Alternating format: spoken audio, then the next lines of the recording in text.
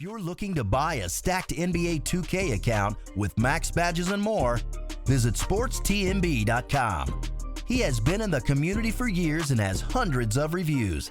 Click the first link in the description to get your account today.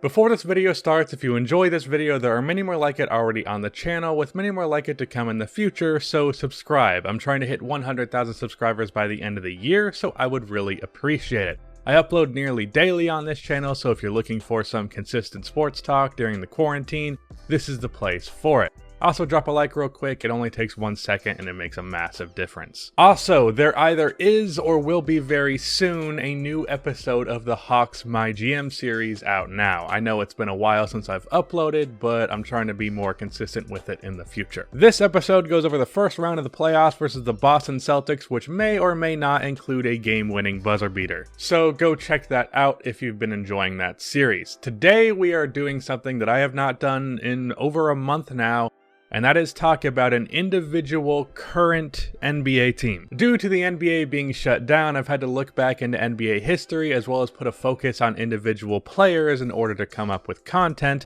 But with the NBA being set to come back on July 31st, the playoffs are coming. But also with some of the videos that I've uploaded on this channel, I've gotten the reputation of being a Lakers hater, which I'm not. But because of that, today we are going to give the Clippers some shit so Lakers fans can shut the hell up. Though, let's be honest, they're probably never going to shut up. And they probably won't when they see the other video I plan on uploading this week, because they're not going to like it. But today we are talking about the Clippers and the one critical flaw that I think could end up preventing them from winning a championship. So let's talk about that flaw.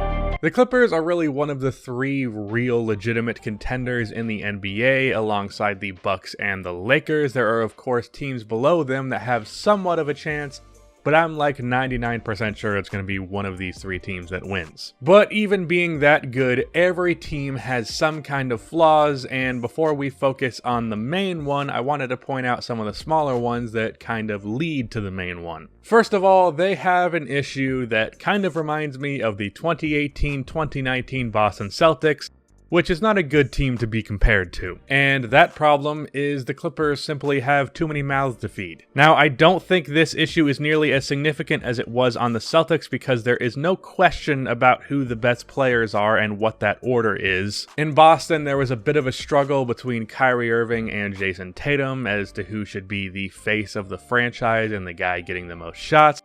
And then below them, there were guys like Jaylen Brown and Gordon Hayward who clashed. Then there was Marcus Morris and Terry Rozier who also wanted shots. With the Clippers, it's very clear that Kawhi is the #1 option. Then it's Paul George, and then it's a bit of a tie between Lou Williams and Montrezl Harrell. And then there's guys like, ironically, Marcus Morris and Landry Shamet who get shots as well. The pecking order is pretty set in stone, but if there are guys who do not like the amount of shots they're getting and one day decide that I'm going to be taking the shots that I want, like Marcus Morris is prone to do, there could be some issues.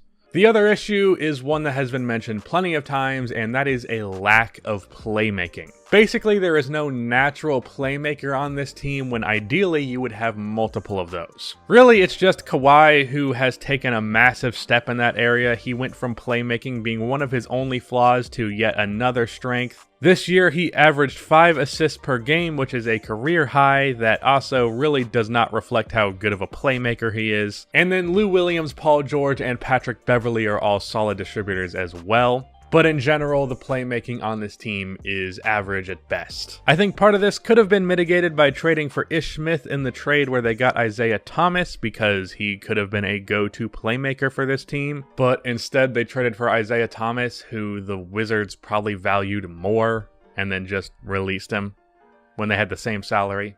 Probably a mistake there. But that playmaking flaw is really just a spark to the fire of the main problem with this team. That metaphor was trash. The issue is this Clippers team just simply relies way too heavily on hitting difficult shots. And this could really come back to bite them in the ass. Part of the lack of playmaking and overabundance of shot creators on this team results in this problem. This is the critical flaw with the Clippers. Look at the personnel on this team. This roster's offense relies heavily upon the offense of Kawhi Leonard and Paul George, as well as Lou Williams off of the bench. These three guys are all known as tough shot takers and makers. Kawhi Leonard has just 26% of his twos assisted and just 66% of his three-pointers assisted. Those are both career lows for him, which have resulted in the worst field goal percentage of his career. Now, he still has a 59% true shooting percentage. The guy has just always been efficient, but it's a mild drop-off. Paul George has just 34% of his twos and 68% of his threes assisted. The twos are middle of the pack for him, but the threes are the second lowest amount of assisted threes in his career. The first place being last year, where he basically carried the Thunder offensively. And as for Lou Williams, I'd have to say that Lou Williams is possibly the most reckless shooter that I've seen since J.R. Smith, which is amazing when he's hitting those shots, but it's really bad when he's not. This year, 20% of his twos are assisted and 63% of his threes are. And these three aren't the only ones who take contested shots. Marcus Morris is prone to take a contested mid-range pull-up that really no one asked him to take. Montrezl Harrell is prone to force a drive when he really should kick it back out. And my man Landry Shamet is very often a Marco Bellinelli type of three-point shooter, which is to say that he takes a lot of wild, contested, fading three-pointers. Now don't get me wrong, Kawhi, Paul George, and Lou Williams are all great at making difficult shots. However, you are taking a massive bet when you play like this night in and night out. You are taking a risky bet that these very difficult shot attempts are going to go in every night. And to draw an example of why that can really be a problem, there is a particular team in a particular game that I wanted to point out. The 2018 Houston Rockets in Game 7 of the Western Conference Finals. The other day on Twitter, I saw a compilation of this team infamously missing 27 three-pointers in a row. And I said at the time, and I still think now, that when I looked at that, I didn't remember those threes being as difficult of attempts as they were. When you really go back and reflect on that team, the 2018 Rockets had a very similar problem because they relied on a lot of difficult threes going in. They were not only live by the three, die by the three, but they were live by the tough shot, die by the tough shot. Just like the Clippers are, the Rockets just happened to shoot more three-pointers. In this game, the Rockets had a pretty damn sizable lead, but after brick by boring brick, they lost that lead and eventually lost this game. Shout out to you if you got that reference. This Rockets team was a team that did not have a nice, reliable, easy source of offense. If we're looking at the other two contenders that I labeled at the start of this video today, the Lakers have LeBron drives and Anthony Davis pick and rolls, guys like CP3 and Danny Green who are reliable shooters who consistently get good to open looks. They have Kyle Kuzma, who sucks. Yeah, that hasn't changed. But they have consistent offense that is not too hard to create that they can rely upon. The Milwaukee Bucks have Giannis, who is probably the player in the NBA who scores the easiest because his athleticism, size, length, and strength allows him to barrel to the basket at will. I watched this guy drop 40 and 20 on the Charlotte Hornets in person before the season shut down, and it felt like he had 20 because that's how easy it was for him to score. And on top of that, because of how dominant Giannis is, he's able to get a lot of open looks for guys like Chris Middleton and Brook Lopez who can hit their three-pointers. Although Brook Lopez has been bricking them this year. But what is the Clippers' version of that?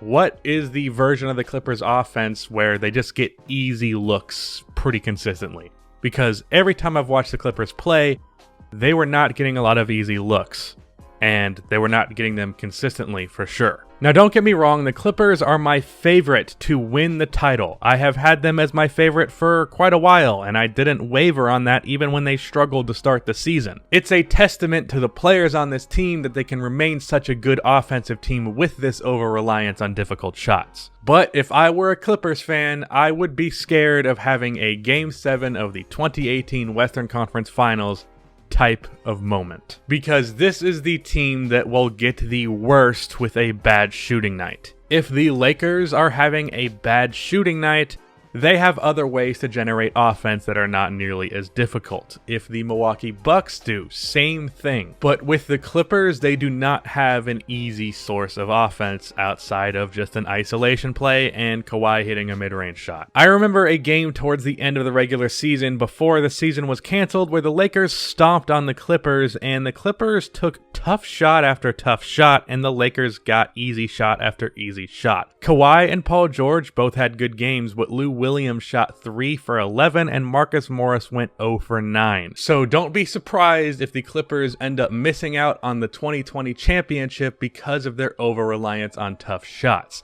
They can have a bad night and suddenly they're losing a game they really should be winning. This is the critical problem with the Clippers, and I really hope it isn't their downfall, but I also kind of do because I want Giannis and the Bucks to win a championship, so I don't know. But the Clippers are still my favorite. I'm just concerned that this is going to be an issue for them. But that is the end of this video. Please be sure to like and subscribe for more NBA content like this, and cue the outro music.